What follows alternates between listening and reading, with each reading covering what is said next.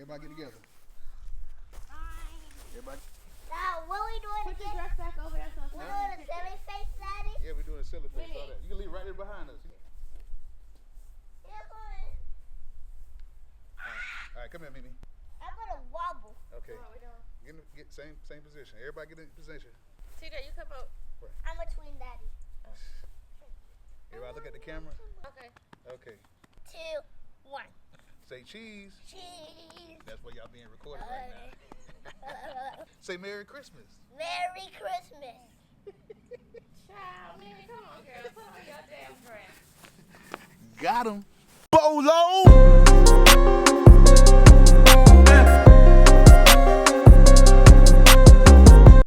Okay, now that the holiday season is over with, I still have my MP. Didn't get rid of it. Santa did not bring me anything new so far as, you know, like a new machine or a new Ableton push. But I ended up getting something really dope. I ended up getting this thing right here. I ended up getting this Maverick Mini right here. Pretty dope. I've actually flown it for about 30 minutes and it's pretty dope.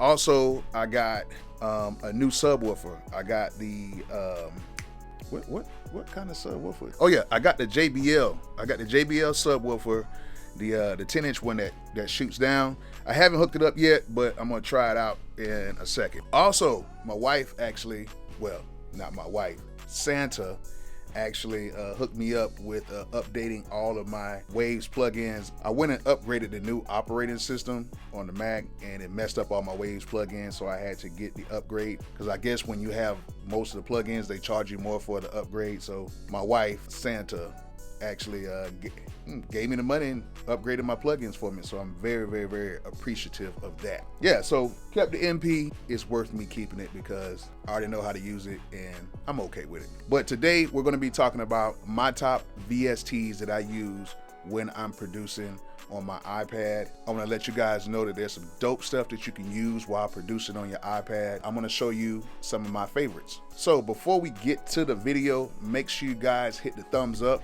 or the thumbs down. Make sure you guys subscribe. Make sure you guys comment. Doesn't matter if it's good or bad. And please turn on those post notifications so you will know the next time I have another video available. So let's go ahead and get to the video right now. Okay, so here are my top VSTs that I use when I'm producing on my iPad, and they're in no particular order, so I'm just going to go through these so you guys can see what I use on a daily basis when I'm producing on my iPad. So the first thing that we're going to pull up here is Pure Synth Platinum 2 made by gospel musicians. This is a dope, very dope VST instrument made for the iPad. Has some incredible sounds in there. I basically call this VST the nexus of the iPad VST sounds. It's a Rompler. It's just like Nexus. It's a Rompler. It uses samples, and it just sounds really good. So as you can see, when you open it up, it has factory presets. These things sound incredibly good. From the pianos to everything just sounds really good. Like, this is a very, very, very good VST instrument to use. It's one of my go-tos, especially for like real instruments like pianos and stuff like that. It's just really dope. So make sure, if you can, get this. These VSTs are very cheap, and I'll leave a link in the description for this VST instrument. Okay, number 2 that I like to use a lot is the Mini Moog, or Moog, or I don't really know how to say it, but I call it the Moog. This thing right here sounds very, very, very good. I got this a while back. Didn't really know much about it, but I just know that when I watched the NWA movie, I seen Dre using it, and it actually has the actual sound in here. So this is actually a very good VST instrument as well. I use this to try to bring old school sounds into my new school productions, and it sounds very good. So it's just a dope instrument. So make sure you get this. I'm gonna have a link in the description for this as well. Okay, our next one that I like to use, very dope, is KV331 Audio's Synth Master. This is very dope. This is one of the first ones that I used when I was producing on my iPad. This right here has a ton of sounds in here where you can browse and go through a lot of sounds, as you can see. I know y'all are probably like, hey, we want to hear some of the sounds, but I'm just telling you right now, they have great sounds in here. So it has a lot of banks, and you can actually get more banks online if needed. This is a very, very, very dope instrument for like synth sounds, and it's just great to enhance your production. So this is a very good one, and I use this a lot. I had a link in the description for this one as well. All right, so I'm actually going to go to another one that I use very often, and that is Sunrizer. This is a very good synth. It just has like some really awkward sounds in here that sometimes if I'm trying to find a sound that's not of the norm, I use this one right here to get those weird, very grainy, textured sounds out of here. And then they have a lot of kits for this as well. A lot of user kits have been made with this. So make sure that you grab this as well. All these VSTs are very cheap, so just try to grab them, man. Just try to get as many as you can.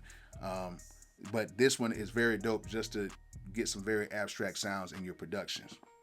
Now, I have a lot of VST instruments, but this is probably my favorite one ever because the sounds in this thing are just incredible.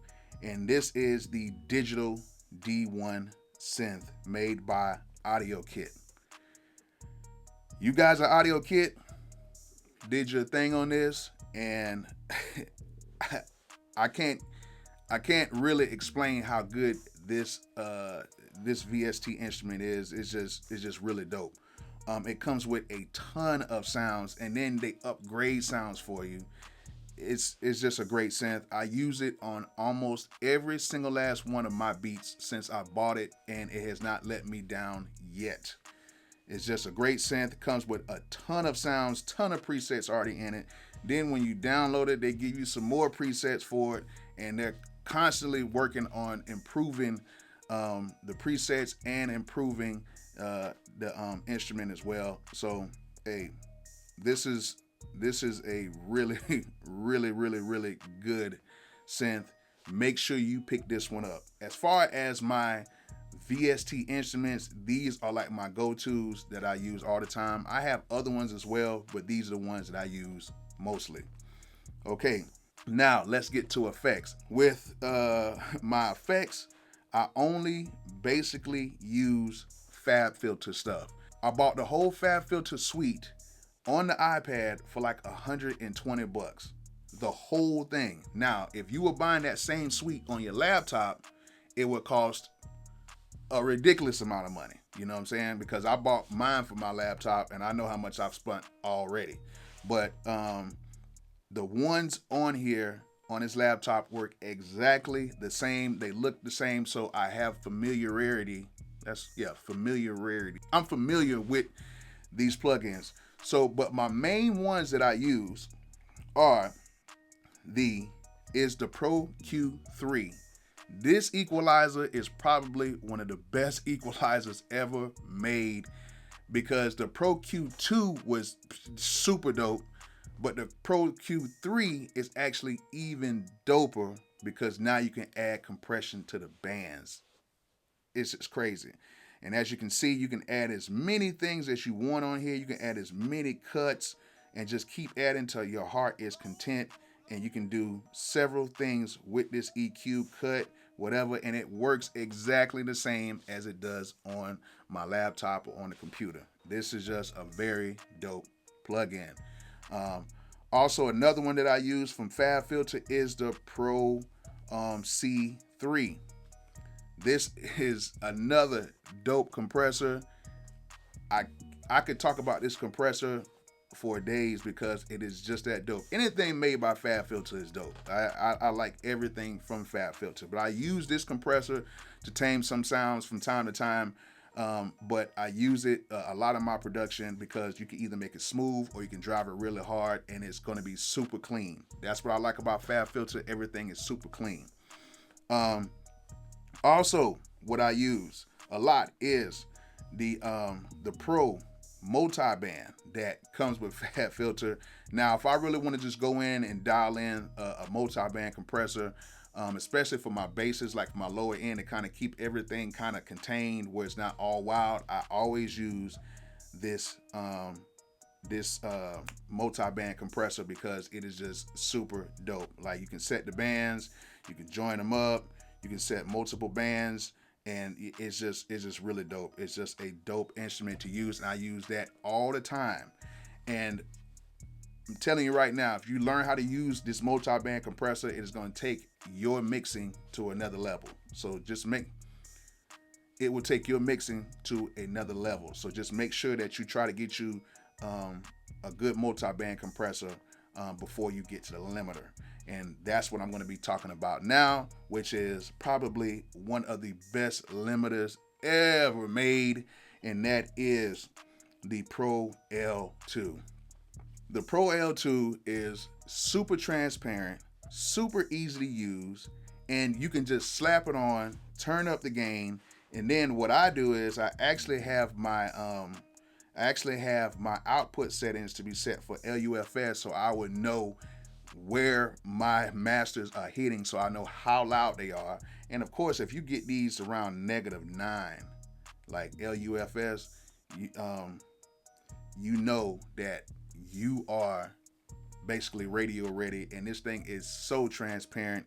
It is one of the dopest limiters ever made. You can ask any mixing engineer about this Pro L2, and they're going to tell you that yes, this is the real deal.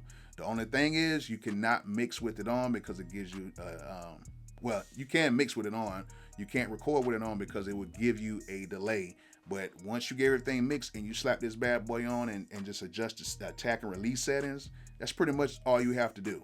And then just hit the gain to make sure that you have that you have your loudness to where you want it. You can have it, as you can see on the side, it has streaming loudness, and then it has a higher streaming loudness around about -9. And I'm telling you right now, if you get this, you will know where your masters sit at, especially if you have it on LUFS.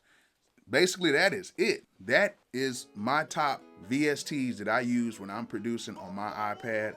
I hope you guys learned something from this. If you did, please hit that thumbs up. If you didn't, hit the thumbs down. It doesn't really matter to me. I hope you guys just learned something from this video. I'm gonna get back to producing on my next video because I just want to end the year off like this and say, hey, I enjoyed you guys this whole year. I really appreciate you guys coming in and watching my videos, commenting on my videos, teaching me some stuff on my videos. And I just really want to let you guys know that I feel so great to have a community of people that actually watch me and actually support me. So I just want to thank you guys for that. Let's go into 2020 with great expectations. Let's go into 2020 with a great mindset, and let's go into 2020 knowing that we're going to conquer everything that we want. So thank you guys for watching my videos, and thank you guys for watching this video. So until next time, peace out.